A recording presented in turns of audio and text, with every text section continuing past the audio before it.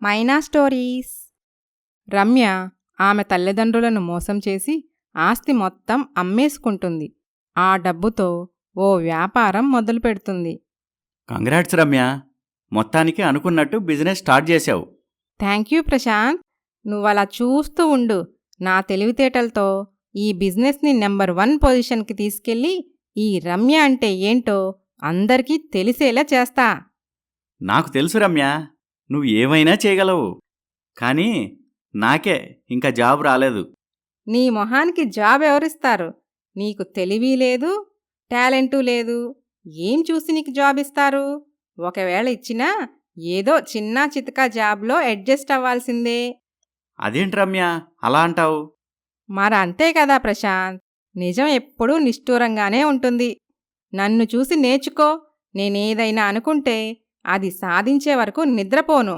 ఎప్పుడూ నా పక్కనే తిరుగుతుంటావు కదా. కానీ నా తెలివితేటల్లో కొంచెం కూడా నీకు అబ్బలేదు. నిజమే రమ్య, నాకు కూడా నీ కంపెనీలో ఏదో ఒక జాబ్ ఇచ్చావనుకో, నిదానంగా అన్నీ నేర్చేసుకుంటా.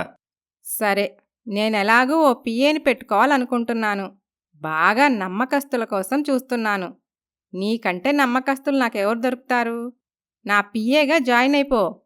అలాగే రమ్య, అంతకంటే అదృష్టమా? ఎప్పుడు నీ పక్కనే ఉండొచ్చు.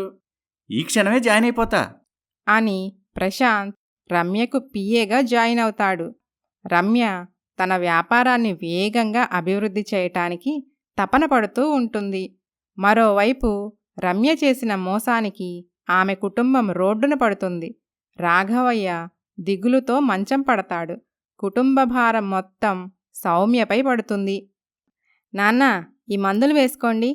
వద్దమ్మా, నాకే మందులు వద్దు. నేను బాగానే ఉన్నా. అది కాదు నాన్నా, మీరు చాలా నీరసంగా ఉన్నారు.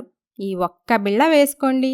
డాక్టర్ ఖచ్చితంగా వాడాలని మరీ మరీ చెప్పారు. ఆ డాక్టర్లు అలానే చెప్తారులేమ్మా. మన పరిస్థితులు కూడా ఆలోచించుకోవాలి కదా. మనకి పూట గడవటమే కష్టంగా ఉంది. దానికి తోడు ఈ మందుల ఖర్చు. ఖర్చు గురించి ఆలోచించి మనసు పాడు చేసుకోకండి నాన్నా. నేనున్నాను కదా, అన్నీ నేను చూసుకుంటాను.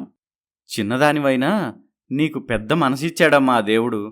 సంతోషంగా పెళ్లి చేసుకొని అత్తవారింటికి వెళ్లాల్సిన నువ్వు ఆ పాపిష్టిది చేసిన పని వల్ల ఇలా మిషన్ కొట్టుకుంటూ కష్టపడాల్సి వస్తుంది.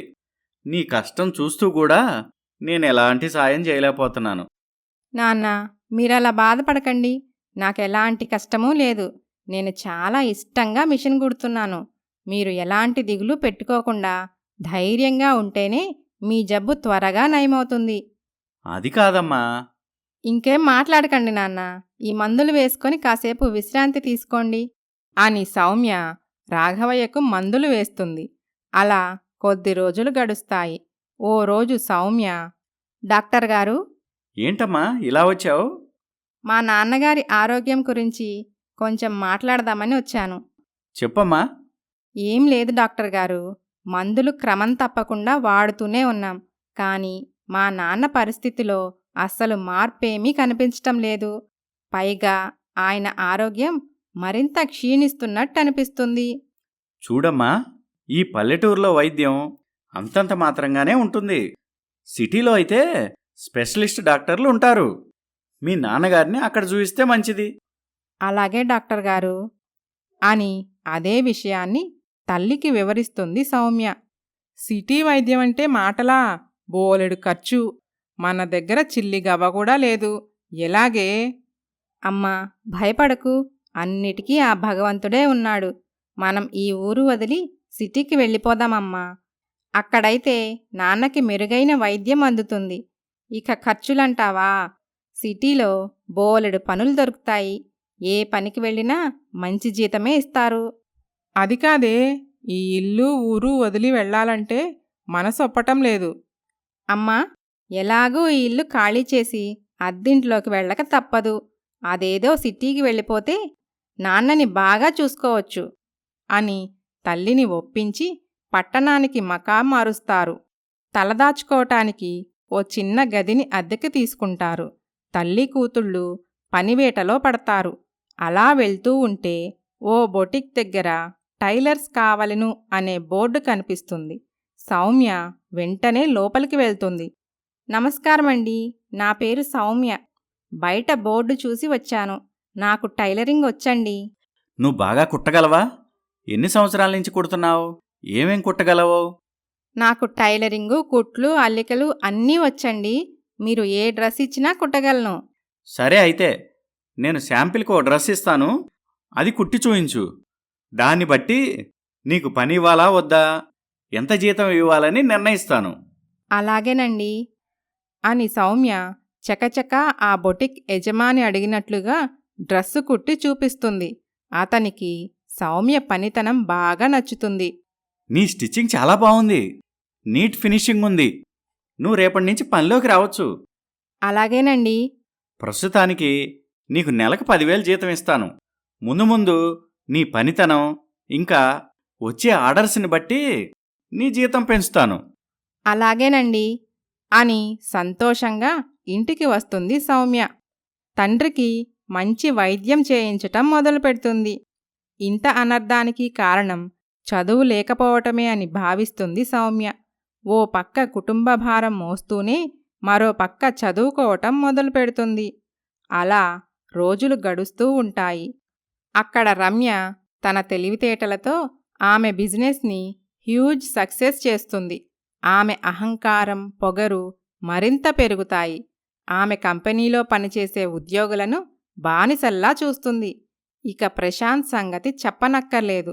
అతని బ్రతుకు రమ్య కాలి చెప్పు కంటే హీనంగా తయారవుతుంది. ఏ ప్రశాంత్, ఇలా రా. ఏంటి రమ్య, పిలిచావా? నా టేబుల్ క్లియర్గా ఉండాలని చెప్పాను కదా. ఈ ఫ్లవర్ వాజ్లో నిన్నటి ఫ్లవర్స్ ఇంకా ఇలాగే ఉన్నాయేంటి? ఫ్రెష్ ఫ్లవర్స్ ఎందుకు పెట్టించలేదు?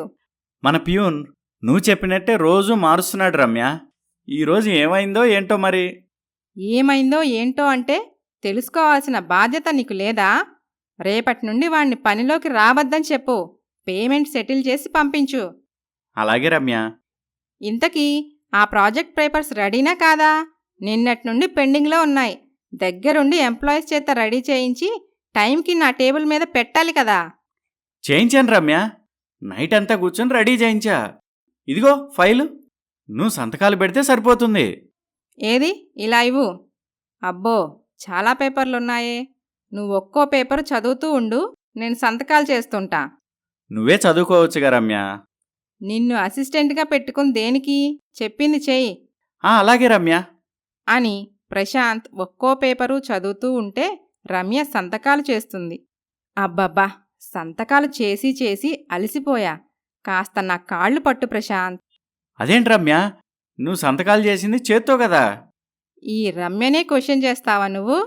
అది కాదు రమ్య, ఇది ఆఫీస్ కదా. ఆఫీస్ అని నాకు తెలీదా? నువ్వు నాకు చెప్పేదేంటి? నువ్వు నా అసిస్టెంట్వి. నేనేం చెప్తే అది నువ్వు చెయ్యాలి. లేదంటే ఆ ప్యూన్కి పట్టిన గతే నీకు కూడా పడుతుంది అని భయపెట్టి బెదిరించి ప్రశాంత్తో పాటు ఆఫీస్ ఎంప్లాయీస్ అందరినీ టార్చర్ చేస్తూ ఉంటుంది రమ్య. ఆ తర్వాత ఏం జరిగిందో వచ్చే భాగంలో చూద్దాం. Please subscribe Maina stories.